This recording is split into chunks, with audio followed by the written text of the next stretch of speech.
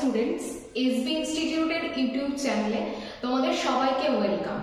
আমি সুদেশনা বিশ্বাস এসবি ইনস্টিটিউটের পক্ষ থেকে আজকে জিওগ্রাফির একটি গুরুত্বপূর্ণ ক্লাস নিয়ে এসেছি। যারা প্রথমবার এসবি ইনস্টিটিউটের এই ভিডিওটি দেখছো, চ্যানেলের ভিডিওটি দেখছো, তারা অবশ্যই চ্যানেলটিকে সাবস্ক্রাইব করো, পাশে থাকা বেল আইকনটি প্রেস করো। ভিডিও ভালো লাগলে ভিডিও শেষে একটা লাইক এবং কমেন্ট করে জানিও তোমাদের কেমন লাগছে ক্লাস। আজকে জিওগ্রাফির আমাদের জানো প্রত্যেকেই যে ফিজিওগ্রাফিক ডিভিশনটা খুব ছোট ছোট পার্টে আমরা বৃহৎ আকারে আলোচনা করছিলাম। আজকে সেটারই অন্যতম একটা গুরুত্বপূর্ণ ক্লাস জিওগ্রাফির ভূপ্রকৃতি বা ফিজিওগ্রাফিক ডিভিশনেরই। আজকে আমরা আলোচনা করব মূলত উপদ্বীপীয় মালভূমি সম্পর্কে এবং উপদ্বীপীয় মালভূমির কিছু গুরুত্বপূর্ণ জায়গা সম্পর্কে আজকের ভিডিওটিতে আমরা আলোচনা করব। তাহলে চলো সবার প্রথমেই আমরা আগে দেখে নিই যে আমাদের যেটা পুরো ভারতবর্ষ, সেই ভারতবর্ষের ঠিক কোন জায়গাটা জুড়ে উপদ্বীপীয় মালভূমি রয়েছে সেই জায়গাটা আগে আমরা ভালো করে দেখে নিই। তাহলে দেখো এই যে ম্যাপটিতে আমাদের আগে পড়া হয়ে গেছে উত্তরের পার্বত্য অঞ্চল, তারপরে গত ক্লাসে আমরা আলোচনা করেছি উত্তরের সমভূমি অঞ্চল সম্পর্কে। আজকের ক্লাসে আমরা আলোচনা করতে চলেছি ঠিক এই যে জায়গাটা আমরা দেখতে পাচ্ছি উপদ্বীপীয় মালভূমি সম্পর্কে। কিন্তু আজকের ক্লাসে পুরো উপদ্বীপীয় মালভূমি আমরা আলোচনা করব না, উপদ্বীপীয় মালভূমিরই দুটো অংশ সম্পর্কে আমরা খুব ভালো করে আলোচনা করব, যাতে এই ছোট ছোট ভিডিওগুলো তোমাদের দেখতেও ভালো লাগে এবং তোমাদের কাছে হেল্পফুল হয়ে ওঠে। তার জন্যই এই প্রচেষ্টাগুলো করা। তাহলে দেখো এই যে পেনিনসুলার প্লেটো রিজিয়ন লেখা রয়েছে, এটাই হচ্ছে উপদ্বীপীয় মালভূমি অঞ্চল ভারতের। তাহলে দেখো ভালো করে বোঝো যে উত্তর দিকে মানে পেনিনসুলার প্লেটো রিজিয়নের উত্তর দিকে রয়েছে নর্দার্ন প্লেন বা উত্তরের সমভূমি অঞ্চল। তাহলে পেনিনসুলার প্লেটো রিজিয়ন বা উপদ্বীপীয় মালভূমির উপরে বা উত্তরে রয়েছে উত্তরের সমভূমি অঞ্চল। এবং যদি আমরা ভালো করে দেখি দক্ষিণে আমরা কি দেখতে পাবো, দক্ষিণে রয়েছে উপকূলীয় সমভূমি। এই যে এই জায়গাটা হচ্ছে পুরোটাই উপকূলীয় সমভূমি অঞ্চল। তাহলে ঠিক এর মধ্যভাগটাতে রয়েছে উপদ্বীপীয় মালভূমি, উত্তরে রয়েছে উত্তরের সমভূমি আর দক্ষিণে রয়েছে উপকূলীয় সমভূমি। এর মধ্যভাগে দেখো প্রায় আকৃতিটা যদি আমরা খেয়াল করি, আকৃতিটা কি আকৃতি? ত্রিভুজ আকৃতি। তাহলে ত্রিভুজ আকৃতির যে ভূপ্রাকৃতিক বিভাগটা রয়েছে ভারতের দক্ষিণ ভাগ এবং মধ্যভাগ জুড়ে, তাকে আমরা বলে থাকি উপদ্বীপীয় মালভূমি। এবং যদি আমরা ভালো করে দেখি তাহলে উপদ্বীপীয় মালভূমির তিনটে দিকই কিন্তু জলভাগ দ্বারা বেষ্টিত। এদিকে আরব সাগর, এদিকে বঙ্গোপসাগর আর দক্ষিণে রয়েছে একদম ভারত মহাসাগর। তাহলে দেখো তিন দিকে জলভাগ দ্বারা বেষ্টিত। এবং এর সাথে একটা কথা তোমরা মনে রাখবে, সেটা হচ্ছে উপদ্বীপীয় মালভূমি ভারতবর্ষের অন্যান্য ভূপ্রাকৃতিক বিভাগের তুলনায় সবথেকে প্রাচীন। এবং এই ভূপ্রাকৃতিক বিভাগটা কি বলবো যে সবথেকে যদি বৃহৎ ভূপ্রাকৃতিক বিভাগ বলা হয় তাহলে এটাই হচ্ছে সবথেকে বড় ভূপ্রাকৃতিক বিভাগ। তাহলে কি বললাম, যতগুলো ভূপ্রাকৃতিক বিভাগ রয়েছে ভারতের সবথেকে ওল্ডেস্ট বা প্রাচীনতম বললে উপদ্বীপীয় মালভূমি। এবং তার সাথে আরো একটা কথা, যদি বলে যে সবথেকে ভূপ্রাকৃতিক বিভাগ, দেখো ছবি দেখলেও বুঝতে পারবে যে সবথেকে আকৃতিতে যদি বৃহৎ বা বড় বলি তাহলে কোন ভূপ্রাকৃতিক বিভাগ হচ্ছে, সেটা হচ্ছে উপদ্বীপীয় মালভূমিটা হচ্ছে সবথেকে বৃহৎ ভূপ্রাকৃতিক বিভাগ, যেটার আকৃতি প্রায় ত্রিভুজের মতো। এটাই হচ্ছে পেনিনসুলার প্লেটো রিজিয়ন। তাহলে কি রয়েছে দেখো, উত্তরের সমভূমি অঞ্চলের দক্ষিণে, উত্তরের সমভূমি অঞ্চলের দক্ষিণে তিন দিকে সমুদ্র ঘেরা এক বিশাল মালভূমি অঞ্চল অবস্থান করছে। পৃথিবীর, শুধু ভারতের না, পৃথিবীর প্রাচীনতম ভূখণ্ড গন্ডোয়ানা ল্যান্ডের অংশ হচ্ছে এই উপদ্বীপীয় মালভূমি। গন্ডোয়ানা ল্যান্ডের অংশ যদি বলি তাহলে এই উপদ্বীপীয় মালভূমিটা অংশ। এই মালভূমিটি অতি প্রাচীন আগ্নেয় শিলার মধ্যে গ্রানাইট আর রূপান্তরিত শিলার মধ্যে নিস বা নাইস এই শিলাটা দ্বারা গঠিত। এই ভূপ্রাকৃতিক বিভাগকে যদি আমরা দেখি তাহলে মোট আমরা দুটি নয়, এটা হচ্ছে তিনটি ভাগে ভাগ করতে পারবো। ঠিক আছে, তাহলে এই উপদ্বীপীয় মালভূমিটা কি কোন শিলা দ্বারা গঠিত? আগ্নেয় শিলার মধ্যে গ্রানাইট শিলা আর রূপান্তরিত শিলার মধ্যে নিস বা নাইস শিলা দ্বারা এই উপদ্বীপীয় মালভূমিটা গঠিত।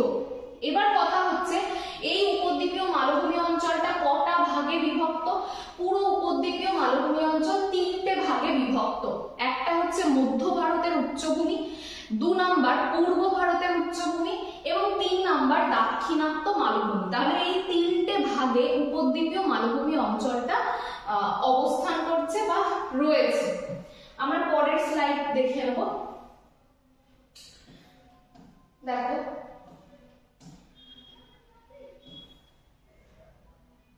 এই জায়গাটা একটু খেয়াল করো প্রত্যেকে।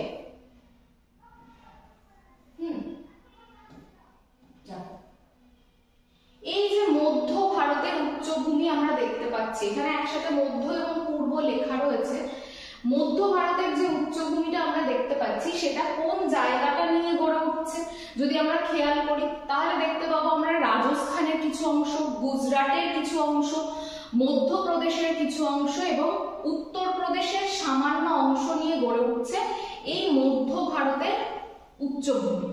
এদিকে রয়েছে পূর্ব ভারতের উচ্চভূমি আর দক্ষিণ ভাগে রয়েছে দাক্ষিণাত্য মালভূমি। তাহলে এখান থেকে আমাদের এই মধ্য ভারতের উচ্চভূমি থেকে আমাদের মূলত কি করতে হবে? দেখো সবার প্রথমেই খেয়াল করো এই জায়গাটাতে, ভারতের ঠিক এই রকম জায়গাটাতে রয়েছে মধ্য ভারতের উচ্চভূমির মধ্যে রয়েছে, যেটা যদি বলি আমরা তাহলে আরাবল্লী পর্বতের অবস্থান রয়েছে মধ্য ভারতের উচ্চভূমির মধ্যে। এই মধ্য ভারতের উচ্চভূমিটা মূলত যদি আমরা খেয়াল করি এই আরাবল্লী পর্বত হচ্ছে ভারতের সবথেকে প্রাচীনতম ভঙ্গিল পর্বত। এই ভঙ্গিল পর্বতের যদি বলা হয় যে বর্তমানেও কি এটা ভঙ্গিল পর্বত? না, তাহলে আরাবল্লী ভারতের প্রাচীনতম ভঙ্গিল পর্বত, কিন্তু বর্তমানে এটা অতিরিক্ত ক্ষয়ের ফলে ক্ষয়জাত পর্বতে পরিণত হয়েছে। তাহলে আরাবল্লী পর্বতের অবস্থান যদি বলা হয় কোথা থেকে কত দূর পর্যন্ত বিস্তৃত? উত্তর হবে দিল্লি থেকে পুরো গুজরাটের আহমেদাবাদ পর্যন্ত এই পর্বতটা বিস্তৃত। তাহলে আরাবল্লী পর্বত গুজরাটের আহমেদাবাদ থেকে পুরো এই যে গুজরাটের আহমেদাবাদ থেকে পুরো দিল্লি পর্যন্ত আরাবল্লী পর্বত বিস্তৃত। এটা ভারতের প্রাচীনতম ভঙ্গিল পর্বত। আরাবল্লী পর্বতের সর্বোচ্চ শৃঙ্গের নাম কি? সেটা হচ্ছে আবু পাহাড়ের গুরু শিখর। তাহলে আবু পাহাড়ের গুরু শিখর আরাবল্লী পর্বতের সর্বোচ্চ শৃঙ্গ। এই জায়গাগুলো তোমাদের অবশ্যই পরীক্ষার জন্য ভীষণ ইম্পর্টেন্ট, এটা মনে রাখতে হবে। এরপর যদি আমরা আরাবল্লী পর্বত ছাড়া যদি দেখি এই জায়গাটা খেয়াল করো, এই যে জায়গাটা এইটাকে বলা হচ্ছে কি? বলা হচ্ছে মালব মালভূমি। এই মালব মালভূমিটা কোথায় অবস্থিত? তার আগে একটা জিনিস দেখে নাও, এইটা হচ্ছে বিন্ধ্য পর্বতের লোকেশন। বিন্ধ্য পর্বতেও আমি আসছি, আলোচনা করছি বিন্ধ্য পর্বত সম্পর্কে। তাহলে বিন্ধ্য পর্বতের উত্তর দিকে একটা মালভূমি রয়েছে যেটা তরঙ্গায়িত মালভূমি। বিন্ধ্য পর্বতের উত্তর দিকে যেটা মূলত পড়ছে হচ্ছে রাজস্থান উচ্চভূমির মধ্যে এবং আরাবল্লী পর্বতের পূর্ব দিকে পড়ছে সেটা হচ্ছে মালব মালভূমি। তাহলে এই জায়গাটা মনে রাখবে, এটা অনেকটাই লাভা গঠিত একটা মালভূমি হিসেবে ধরা হয়। এরপর যদি আমরা ভালো করে খেয়াল করি তাহলে দেখতে পাবো আমরা কি? রেওয়া মালভূমি। তাহলে বিন্ধ্য পর্বতের কি পূর্ব দিকে যদি আমরা দেখি এই যে নীল বেগুনি অংশটা, এটা হচ্ছে রেওয়া মালভূমি। এই রেওয়া মালভূমিটা কোথায় অবস্থিত? এই রেওয়া মালভূমি মধ্যপ্রদেশের কিছুটা জায়গা এবং উত্তরপ্রদেশের কিছুটা জায়গা নিয়ে বিস্তার লাভ করছে এবং এটা বিন্ধ্য পর্বতের পূর্ব দিকে অবস্থান করছে এই রেওয়া মালভূমি। এরপর দেখো এখানটাতে দেখতে পাচ্ছি আমরা বুন্দেলখণ্ড। বুন্দেলখণ্ডটা মূলত যমুনা নদীর যদি আমরা খেয়াল করি দক্ষিণ দিকে রয়েছে বুন্দেলখণ্ড এবং যমুনা নদীর দেখো খেয়াল করে যে দুটো রাজ্য রয়েছে এই বুন্দেলখণ্ডের মধ্যে, সেটা হচ্ছে মধ্যপ্রদেশ আর উত্তরপ্রদেশ। এই দুটো জায়গা রয়েছে। বুন্দেলখণ্ডটা মূলত উচ্চভূমি, মধ্য ভারতের উচ্চভূমির একটা অংশ যেটা উত্তরপ্রদেশ এবং মধ্যপ্রদেশের মধ্যে বিস্তৃত। তাহলে বুন্দেলখণ্ডটাও আমাদেরকে দেখে রাখতে হবে। এটা হচ্ছে বুন্দেলখণ্ডের লোকেশন, এটা রেওয়া মালভূমি, এটা মালব মালভূমি আর এটা হচ্ছে আরাবল্লী পাহাড়ের অবস্থান। দেখো এখানটাতে যদি আমরা দেখি তাহলে এই মাত্র আমরা কি বললাম? আরাবল্লী ভারতের প্রাচীনতম ভঙ্গিল পর্বত এবং পৃথিবীর মধ্যে এটা অন্যতম প্রাচীনতম ভঙ্গিল পর্বত। দিল্লি থেকে গুজরাটের জুড়ে রয়েছে এই আরাবল্লী পর্বত, যার গড় উচ্চতা কত 750 মিটার, এবং মাউন্ট আবু পাহাড়ের কাছে অবস্থিত গুরু শিখর, গুরু শিখর হচ্ছে আরাবল্লী পর্বতের সর্বোচ্চ শৃঙ্গ, যেটার উচ্চতা কত 1772 মিটার। আর আরাবল্লী দ্য গ্রেট বাউন্ডারি ফল্ট দ্বারা বিন্ধ্য পর্বত থেকে বিচ্ছিন্ন। তাহলে আরাবল্লী পর্বত, আমরা যখন হিমালয় আলোচনা করেছিলাম সেখানেও আমরা কিছু ফল্ট দেখতে পেয়েছিলাম যেগুলো একটা হিমালয়কে আরেকটা হিমালয় থেকে পৃথক করে। এখানেও আরাবল্লী আর বিন্ধ্যর মধ্যে কি রয়েছে, দ্য গ্রেট বাউন্ডারি ফল্ট এইটা রয়েছে, যেটা আরাবল্লী এবং বিন্ধ্য পর্বতকে কি করছে, ভাগ করে দিচ্ছে। তারপর দেখো বুন্দেলখান্ড, বুন্দেলখান্ড হচ্ছে বলেছি মধ্যপ্রদেশ এবং উত্তরপ্রদেশ এই দুটো রাজ্যের ওপর অবস্থিত, যমুনা নদীর পশ্চিম দিকে অবস্থিত, এবং এই এটা কি হয়েছে, ধীরে ধীরে অঞ্চলটা ক্ষয়প্রাপ্ত হয়ে এই মালভূমিটা তৈরি হয়েছে, উচ্চ ভূমিতে পরিণত হয়েছে, আগে মালভূমি ছিল। এরপরে দেখো কি রয়েছে, মধ্য ভারতের উচ্চভূমির মধ্যে বিন্ধ্য পর্বত রয়েছে। বিন্ধ্য পর্বত মধ্য ভারতের উচ্চভূমির একদমই প্রায় দক্ষিণ দিকে অবস্থিত। আমি এটা বলে নিয়ে ছবিটা দেখাচ্ছি। বিন্ধ্য পর্বত কিন্তু একদম, যদি আমরা ভালো করে দেখি, মধ্য ভারতের উচ্চভূমির একদম দক্ষিণে অবস্থিত হচ্ছে বিন্ধ্য পর্বত, যেটা পশ্চিম থেকে পূর্ব দিকে প্রসারিত। বিন্ধ্য পর্বতের ওপরটা প্রায় সমতল এবং সেখানটাতে কিছু সিঁড়ির মতো দেখতে পাওয়া যাচ্ছে। এই পর্বত শ্রেণী পূর্ব দিকটাতে যদি দেখি তাহলে কাইমুর পাহাড় নামে পরিচিত। বিন্ধ্য পর্বতের সর্বোচ্চ শৃঙ্গের নাম হচ্ছে সদ্ভাবনা বা গুড উইল। তাহলে বিন্ধ্য পর্বতের সর্বোচ্চ শৃঙ্গের নাম অবশ্যই মনে রাখতে হবে, সদ্ভাবনা বা গুড উইল। আর কি প্রশ্ন আসতে পারে যে বিন্ধ্য পর্বত কোন উচ্চভূমির অন্তর্গত, তখন বলতে হবে মধ্য ভারতের উচ্চভূমির অন্তর্গত এই বিন্ধ্য পর্বত।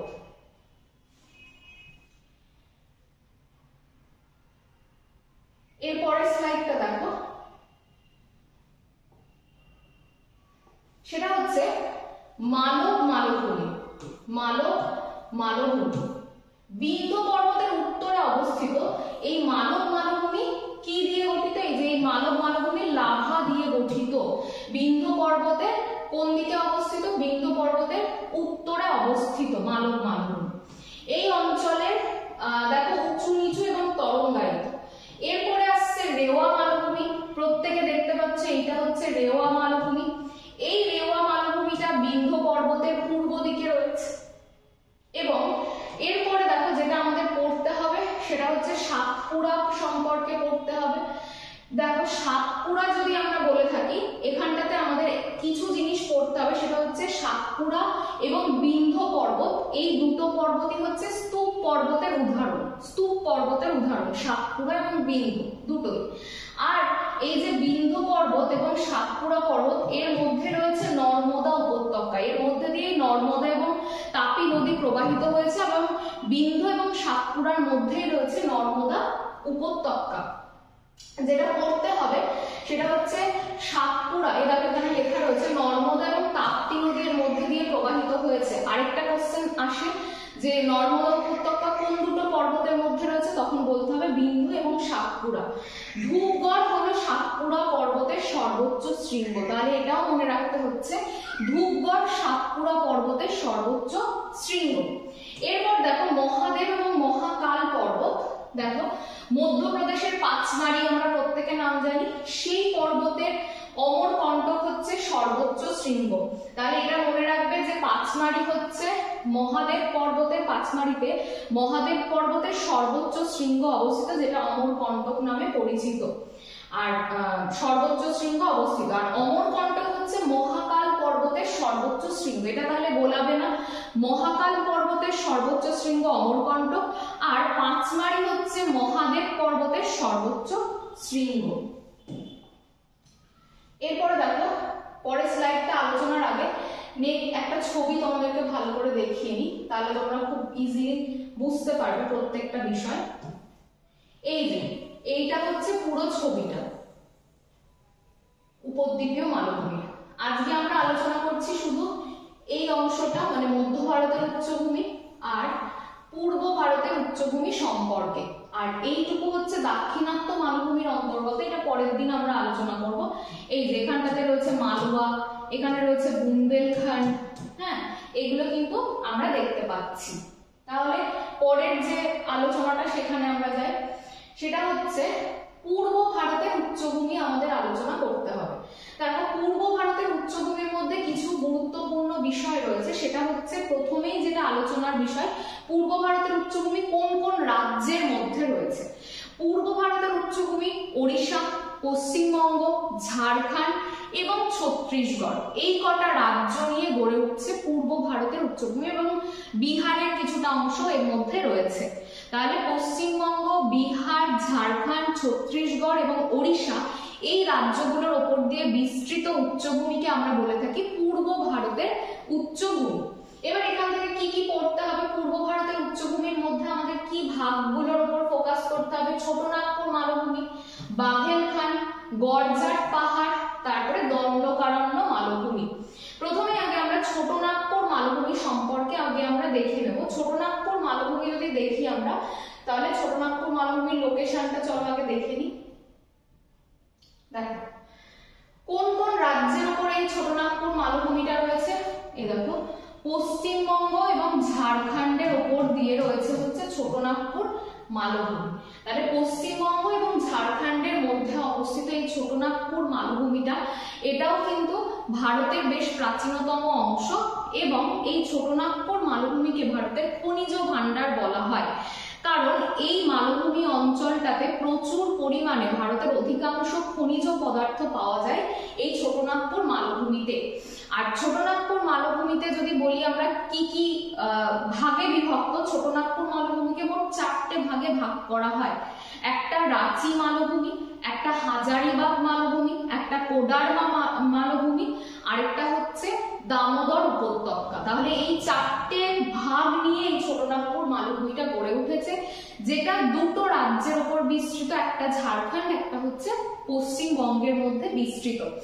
ছোটনাগপুর মালভূমির যদি আমরা পশ্চিম দিকের অংশটা দেখি, পশ্চিমে অবস্থিত যে জায়গাটা সেটাকে বলা হচ্ছে প্যাট অঞ্চল। তাহলে ছোটনাগপুর মালভূমির পশ্চিম দিকের অঞ্চলটাকে আমরা বলে থাকি প্যাট অঞ্চল। ছোটনাগপুর মালভূমির সর্বোচ্চ শৃঙ্গের নাম ভালো করে পড়তে হবে, সেটা হচ্ছে পরেশনাথ।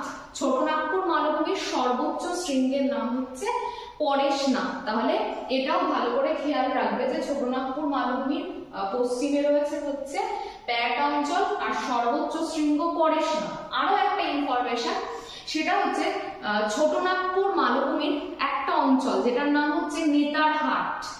এই যে নেতারহাট বলে যে জায়গাটা, এটাকে কুইন অফ ছোটনাগপুর বলা হয়, কারণ এই জায়গাটার প্রাকৃতিক সৌন্দর্য এতটাই বেশি। নেতারহাটটাও ছোটনাগপুর মালভূমিরই অন্তর্গত জায়গা। তাহলে এই ইনফরমেশন গুলো আমাদেরকে ভালো করে জেনে রাখতে হবে ছোটনাগপুর মালভূমি থেকে, নইলে আমাদের মনে রাখতে অসুবিধা হবে। তাহলে দেখো এখানে সেই বিষয়গুলো লেখা আছে যে ছোটনাগপুর মালভূমিতে নেতারহাট অঞ্চল, এই মালভূমির সব থেকে উঁচু স্থান হচ্ছে প্যাট। আর নেতারহাটকে কি বললাম এইমাত্র, কুইন অফ ছোটনাগপুর বলা হয়। ছোটনাগপুর পশ্চিম দিকে এটা অবস্থিত, গড় উচ্চতা 700 মিটার, এগুলো মোটামুটি পড়বে।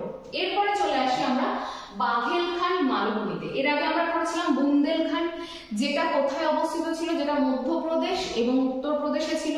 এবার বাঘেলখান হচ্ছে সোন নদীর দক্ষিণে অবস্থিত এই অঞ্চলটা। বাঘেলখান বলে যে অঞ্চলটা দেখতে পাচ্ছি আমরা, সেটা সোন নদীর দক্ষিণে অবস্থিত। ছত্তিশগড়ের কিছুটা জায়গা নিয়ে এই অঞ্চলটা গড়ে উঠছে, এবং এর সাথে দেখো বাঘেলখান মালভূমিটা সোন নদীর দক্ষিণে গ্রানাইট এবং পাললিক, তাহলে এখানে আগ্নেয় শিলাও আছে আবার পাললিক শিলাও আছে, দুটো শিলার সংমিশ্রিত রূপ হচ্ছে এই বাঘেলখান। নেক্সট দেখো, নেক্সট পয়েন্ট খেয়াল করো, সেটা হচ্ছে দণ্ডকারণ্য। আগে বলে নি যে দণ্ডকারণ্য কোথায় রয়েছে, সেটা হচ্ছে দণ্ডকারণ্য রয়েছে ছত্তিশগড় এবং ওড়িশার মধ্যে। তাহলে এই দণ্ডকারণ্যটা আসলে কি, দণ্ডকারণ্যটা হচ্ছে একটা জায়গা যেটা পুরোটাই অরণ্যাবৃত, সেই রকম অঞ্চল হচ্ছে এই দণ্ডকারণ্য। এখানে কিছু পাহাড় রয়েছে, সেটা হচ্ছে বোনাই পাহাড়, কেউনঝড়, শিমলিপাল, এই পাহাড়গুলো সব অবস্থিত। এবার দেখো পরের স্লাইডে একটা জিনিস দেখায়, সেটা হচ্ছে গড়জাট পাহাড়। সেটা হচ্ছে গড়জাট পাহাড়। এই দেখো এইটা হচ্ছে এইটা হচ্ছে গড়জাট পাহাড়। হ্যাঁ, এইটাও অবস্থিত কিন্তু ওড়িশার মধ্যে এবং এর সর্বোচ্চ শৃঙ্গের নাম হচ্ছে মলয়গিরি। তাহলে গড়জাট পাহাড়ের সর্বোচ্চ শৃঙ্গ কি? মলয়গিরি। আর এখানে এই যে বাঘেলখানটা রয়েছে, এছাড়াও এখানে ছোটনাগপুর মালভূমি রয়েছে, আর কি রয়েছে? দণ্ডকারণ্য রয়েছে। এই পূর্ব ভারতের উচ্চভূমির মধ্যেই মহানদী অববাহিকা, যেটাকে ছত্তিশগড়ের সমতল ক্ষেত্র বলা হয়, সেটাও অবস্থিত। তাহলে এই জায়গাগুলো আমাদের আজকের আলোচ্য বিষয় ছিল। এই যে পূর্ব ভারতের উচ্চভূমি আর মধ্য ভারতের উচ্চভূমি, এটা থেকে যদি তোমাদের কোনো রকমের আর কনফিউশন থাকে তাহলে অবশ্যই তোমরা কমেন্ট সেকশনে জানাবে। এর সাথে একটা দেখে নাও, এটা হচ্ছে গুরুশিখরের লোকেশন, আর এটা হচ্ছে আরাবল্লী পর্বত, আর এখানেই রয়েছে দেখো বিন্ধ্য পর্বত, আর নিচের এটা হচ্ছে সাতপুরা। তাহলে এই আজকের ভিডিওটা খুব সংক্ষিপ্ত কিন্তু পুরোটাই ইনফরমেশনে ঠাসা। সেটা হচ্ছে মধ্য এবং পূর্ব ভারতের উচ্চভূমিতে কোথায় কি রয়েছে, কোনটাকে কি বলা হয়, এগুলো সম্পর্কে আলোচনা করা থাকলো। যদি ভিডিও ভালো লাগে অবশ্যই লাইক, শেয়ার, কমেন্ট করো, প্রচুর প্রচুর শেয়ার করো ভিডিওগুলো, এবং সবার কাছে পৌঁছে দাও যাতে সবাই উপকৃত হতে পারে। আর অবশ্যই বলবো, যদি কেউ ভর্তি হতে চাও এসবি ইনস্টিটিউটে, তাদের জন্য অ্যাডমিশন মানে খোলা রয়েছে বা অ্যাডমিশন চলছে। ভর্তি হতে চাইলে 9083644276 এই নাম্বারে ফোন করে নিজের নাম নথিভুক্ত করো। এখানে অভিজ্ঞ শিক্ষকদের দ্বারা খুব ভালো করে গাইড করা হয়, প্রত্যেকটা ছাত্রছাত্রীর ওপর নজর দিয়ে তাদেরকে পড়ানো হয়। তাই অপেক্ষা না করে সরকারি চাকরির প্রস্তুতির জন্য অবশ্যই তোমরা এসবি ইনস্টিটিউটে ভর্তি হও। এই বলে আজকের ভিডিওটি শেষ করছি। দেখা হচ্ছে পরবর্তী ভিডিওতে। সবাই ততক্ষণ ভালো থেকো। ধন্যবাদ।